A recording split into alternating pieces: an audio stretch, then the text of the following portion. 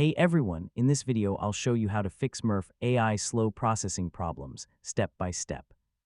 So if voice generation takes too long, projects keep loading slowly, or audio processing gets stuck, this guide will help you speed things up and make Murf AI work much smoother.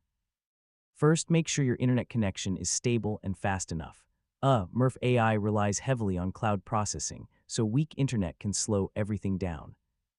Next, refresh the Murf AI page and reopen the project. So, temporary browser glitches can sometimes slow down audio generation. If your script is very long, try breaking it into smaller sections before generating the voiceover. I mean, huge text blocks can take much longer to process. Projects with large videos, images, or multiple audio tracks can slow Murf AI down.